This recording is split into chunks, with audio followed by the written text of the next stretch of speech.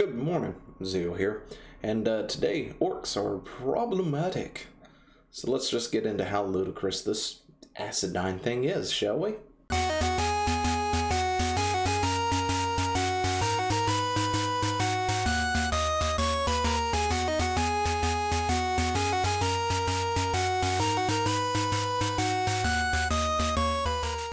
And if you haven't subscribed to the channel, go ahead and do so now. At the end of the video, like it if you like it, dislike it if you dislike it, all that good stuff, but at least watch and listen to the words that I have to say beforehand. But you're not going to. You're just going to immediately click that dislike if you don't like the fact that I'm telling you that orcs are not racist. Orcs are not people of color. Orcs are not whatever it is the heck that this whole thing is about. Anyway, you're in an... Anyway, if you believe that orcs are somehow some kind of allegory for somebody who is not white, you're a racist. It's that simple. Anyway, so let's get into why, shall we?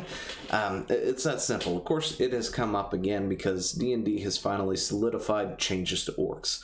And I don't quite completely condemn the changes. It's just an interesting thing as to why the changes are being changed, I guess, is the best way to put it. Because, with 5e, they have simplified the game, right? I've got the book back there, or at least the player's hand guide or something, and a 5 or a 4e monster manual and a few other materials back there, but...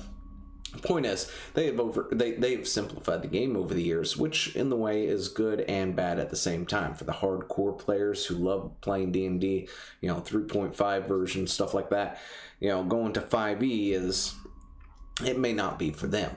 For somebody who is brand new into the game, who has never actually played the game, 5e is the place to start.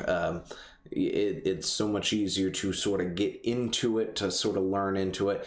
A lot of the math stuff, I guess is a good way to put it, kind of goes out the window. It's no longer all this. There's still stuff there, right? And a lot of it is done by the DM now, not exactly the player.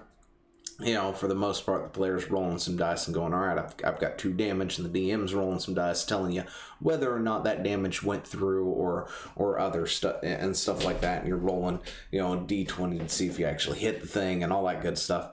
But, a lot of the stuff has been simplified. But, we're going to talk about orcs and how they're not as problematic as people seem to think, for whatever reason, that they are, because it always comes back to orcs are an allegory for somebody who is not white, a person of color, that sort of thing, right? And that's just not true, right? When you take D&D into, when you look at D&D, D&D has races, right? A lot of different races. If you were to be asked, what exactly, how do you do D&D? What is it about? It's, well, you can be anything and do anything, essentially, when it comes to Dungeons and Dragons. Of course, there are some different rule sets and other stuff, and it purely depends on the DM. If maybe they've crafted a world where dragons are not a thing and the Dragonborn race doesn't exist, maybe there's a thing where you can't be Dragonborn. Like, one of the worlds I crafted, dragons are an ancient, race that just no longer exists, right? But the Dragonborn were created as servants to one of these particular dragons who did exist once upon a time and used as slaves. They were never taught to read, never taught to write, none of that. They were just, created and put into place as servants.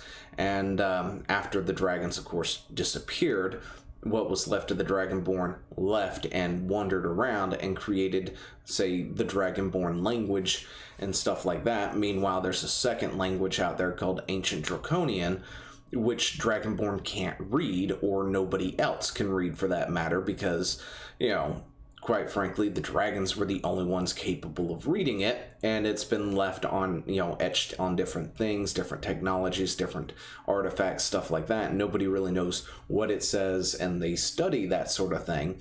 They do archaeology and study that sort of thing and haven't been able to properly translate it, but this way there's a differentiating between just regular Dragonborn speak and words versus Ancient Draconian being something that is a dead language in that particular particular world, right? So there's different rules and different things that can be set forth by your DM, which might limit your the things that you can do. Like, for instance, when I do have new people, I give them, the standard player's guide, and I say, here, pick a race. That sort of thing. And they've got the standard dragonborn, dwarf, elf, gnome, half elf, half orc, halfling, human, and tiefling, right? To pick from instead of worrying about any of the other stuff. This way it makes it easier for them to get into the game and then learn things, and then they can learn about goblins and hobgoblins and tabaxis. Did I say that? Anyway, Goliaths and other things that they could possibly play as, and then try out new things later on. But this idea of an orc being some kind of allegory for a particular real-world race is completely ridiculous, because humans is a thing in the game, and that human can be any color you want them to be. If they're a blue human, give us a reason why these humans are blue, and they're now blue humans, right? Or black or brown or yellow or white or whatever color you want. Human is a class or a race that you can actually play in the game. So to sit there and think that orcs are somehow this problematic thing is a bit ridiculous. But they did make changes to the kobolds and the orcs in their traits, which, I don't completely disagree with it because of the way that 5e has been going and stuff, and how it's been simplifying things, and the fact that a lot of negative modifiers have been removed from the game over the past few years anyway. This is just power for the course on that. However, at the same time, it kind of feels like orc loses its identity as a result, and we'll get into that. But first, we would look at this for a split second. But apparently, over time, various artists and authors use elements of various real-world non-European cultures when depicting orcs in their books and other media, thus solidifying the idea that orcs were reflective of non-European races, which is incredibly problematic, according to this particular author. Now, in reality, orcs were depicted as evil beings, right? And they still are a lot of the time. So you go to an orcs camp or something in Skyrim, and you're not an orc, they're probably going to be hostile to you. Unless you've done something for them or whatnot and made them happy. But, for the most part, orcs are depicted as evil, while everything else is depicted as good. And then they could also vice versa be the opposite. You don't always have somebody who fits the mold. Like, for instance, that one super mutant in Fallout 3 or whatnot, who you can rescue or help out or whatnot, and then helps you out and stuff as a result, because he's not a mindless killing machine like other super mutants, which, I guess you could say is probably closer to orcs in the Fallout, series, and actually they're probably based on that. I just don't remember. Anyway, but you also, of course, have outliers to that. In reality, orcs were depicted as these evil beings. They were chaotic evil, whatever you want to call it, and that's what it was. But it's just an interesting thing for the jump or the hoops that these people seem to jump through, right? It still gives agents like this right here.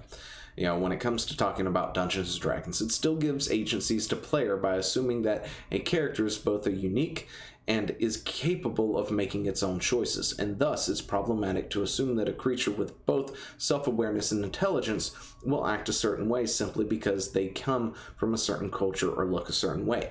And that is true. It's only problematic to this person, of course, but like I said, in Dungeons & Dragons, you can do anything, be anything.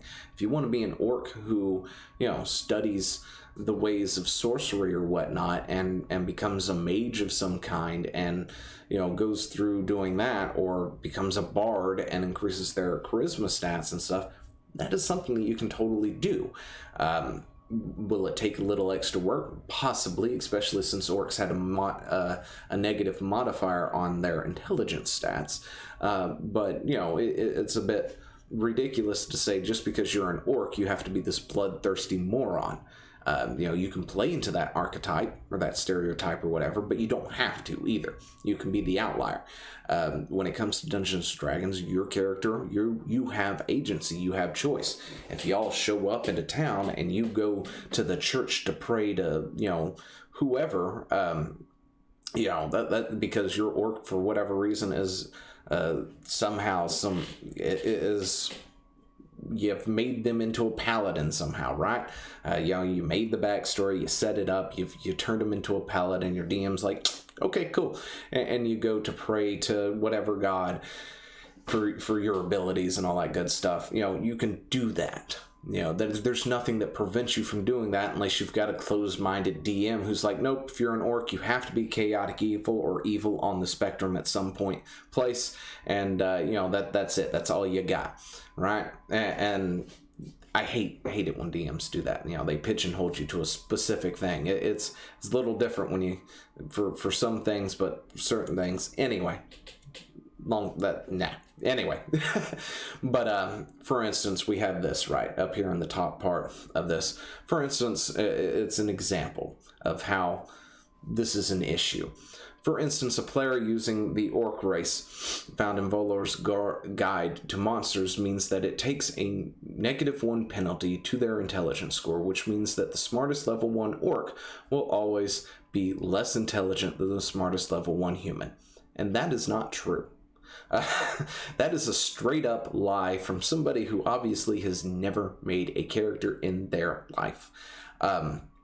So let's see, you make a character, you roll the dice. Depending on how you're doing it, you're either doing it point by or you're doing it with rolls of the dice where you roll so many, you drop the lowest value and all this other stuff, and say you want to make an orc who's proficient as a mage, right? We'll go back to that. And you've rolled an 18.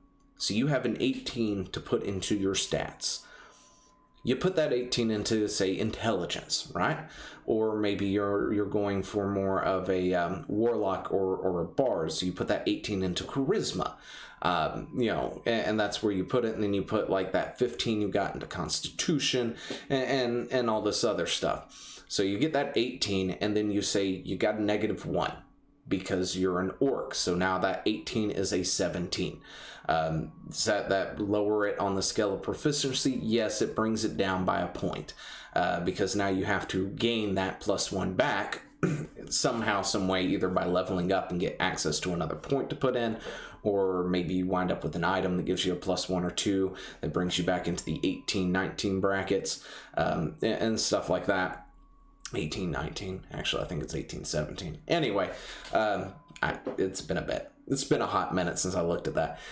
Anyway, you know, and brings you into whatever bracket that you're at. But then you can also have a human. Maybe this human is a fighter, right? They want to put more higher stats into their strength and constitution versus any of their other stats. And they've rolled a 18 and and they put that 18 into their strength. But they put, because they don't really need to worry about the intelligence so much, they've rolled in a 9 or something. So they slap that into intel because, you know, it's not as important as, say, strength and constitution is for their character, or whatever build they're doing. That would put a level 1 orc with a 17 in intellect versus a level 1 human with, and I think they get a +1 for everything, right? So if they had 9 with a 10 in intellect, no, that level 1 orc is now smarter or more intelligent by that way of thinking anyway than that level 1 human. That is a ridiculous notion. You know, but if you want to build that orc into strength and forget intelligence and say you both rolled a 9, then yes, that level, and you both put 9 into intelligence, then yeah, that level 1 human is going to be slightly smarter than the orc. You know, this has definitely been written by somebody who has no idea how character creation works, has no idea how any of this stuff, and goes, well, if you take a -1, that just means everybody else is naturally smarter, which is not true. But anyway, so let's take a look at Orc Features real quick. This is old Orc Features right here. Had to use the Wayback Machine, but you know, if you were to choose an orc, you get a strength modifier of a +2, a constitution of a +1, and an intelligence score of a reduced 2. So I'm not really sure where they were getting the 1 because I thought it was a reduced 2. Maybe this is wrong and I was just thinking differently, but you know, it brings a little flavor to the class, right?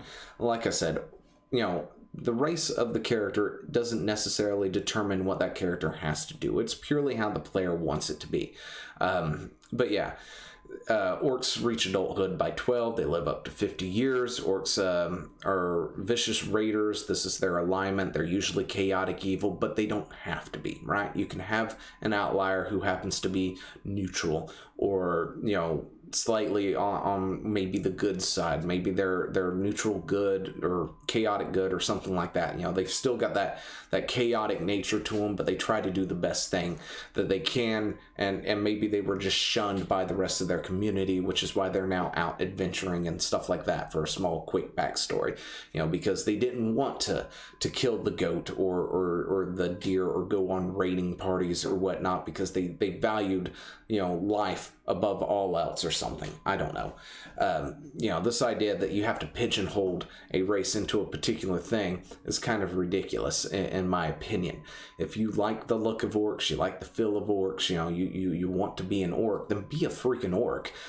You know. But anyway, you know, they're a little bit on the sizier side. You know, with a medium side, they've got a basic 30-foot walk, which, you know, most races do, most standard races anyway. They also have dark vision, which, you know, kind of sucks, because a lot of races have dark vision of some kind where they can see in dim light for a pretty good way, except for humans. Humans kind of get gimped on that a lot. So, you know, elves, orcs, you know, tieflings, all these other things get dark vision. Humans don't. Anyway, they gain a bonus action where they get aggressive. They have menacing, which makes you proficient in intimidation, which, you know, of course, that kind of sucks on the whole. You know, you're trying to make this good orc or whatnot who's a wizard, who's not exactly intimidating or trying to be intimidating, but then you're stuck with intimidation as a proficiency. But, you know, that gives you a thing to sort of bounce on and play with. You can either just not deal with it at all and not worry about it, or you can use it to your advantage where, you know, you've got this good orc who normally isn't intimidating or something, and then they get really, really ticked off because of whatever's going on or whatnot, and they give that look. And the other party member is just like, oh snap, he's about to, this is not a good thing. That's not a good thing. You know, he's about to mess somebody up, that sort of thing, and sort of play off of it and bounce with it. You know, and of course they can read common and orc. You know, that's usually what it is. Elves can read Elvish and Orc. Dwarves can read Dwarven and Orc. I'm sorry, Dwarven and Common, whatever their base race is, plus Common, and then you factor in other things to figure out what else they can do. Now, this is the current features now, the new thing. So everything is pretty much the same except for the negative modifier is now gone. You know, they no longer reduce the 2 into intelligence, which of course will make it easier for you to make that wizard orc, right? You don't got to deal with that negative modifier. So, which is why I'm not too angry about that. I think I'm more ticked off at the fact that people are trying to make orcs to be this racist thing when they're not racist, right?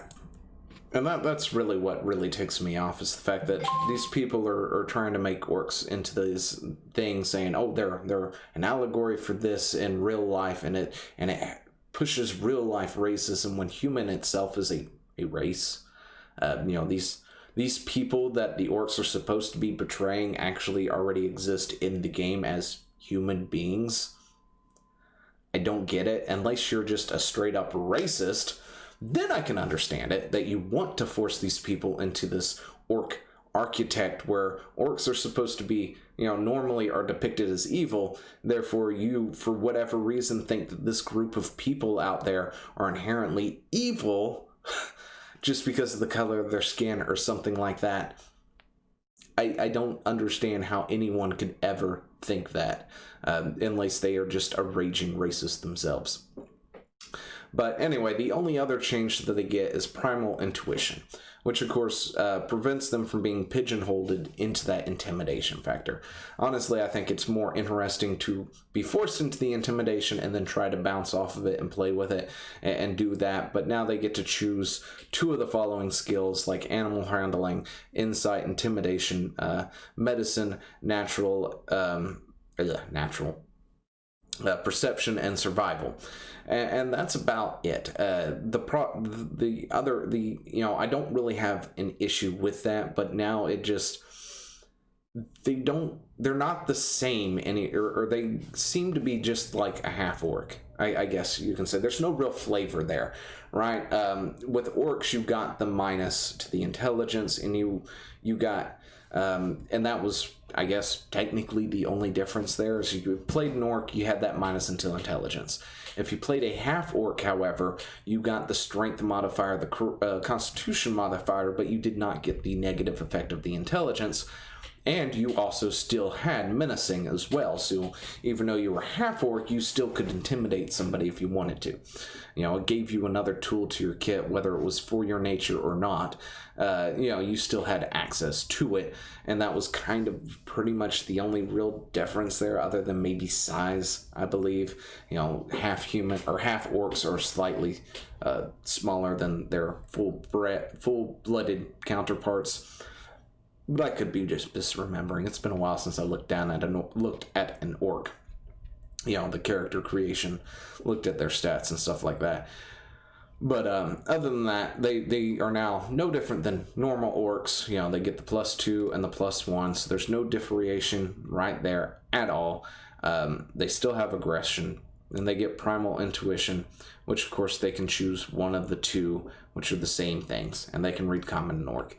You know, there's really no difference whatsoever between them, and that's kind of a shame, because there are a difference between the races. Each races have different strengths and weaknesses. Like, you know, you've got Dragonborn here. They can breathe fire, right? Depending on how you decide, you know, your ancestry is with the race of Dragonborn, you can breathe fire, acid, you know, ice, things like that as an action and stuff. And then of course you also have like sub races as well, like you've got the elves, but then you could be a wood elf or a high elf and things like that. You know, or, you know, with the gnomes and stuff, you've got like rock gnomes and forest gnomes, and there's slightly difference. You know, like rock gnomes have a +2 in intelligence and a +1 to con, while a forest gnome would have +2 to intelligence, +1 to dexterity. You know, so there are little differences like that. You know, half elf get any 2 unique +1s that you can add, +2 to charisma. Where, let's see, what is elf? You know, a standard elf just gets +2 to dexterity, right? Or if they happen to be a dark elf or drow, you know, they get the +2 to dexterity, +1 to charisma.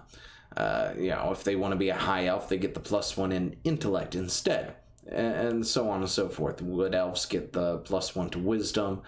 Sea get a +1 to constitution. So, you know, a little bit more flavor for your character. You know, it doesn't have to be a straight up elf. You can be a sub race where you get access to a little bit more and some other flavor for your character. But yeah, when you start taking away and homogenizing those bonuses, it feels like you don't really have that choice anymore. And I guess that's the issue I slightly have with this idea of removing the modifier, the negative modifier for orc, because there's nothing to replace it with. Half orcs and orcs are now one in the same.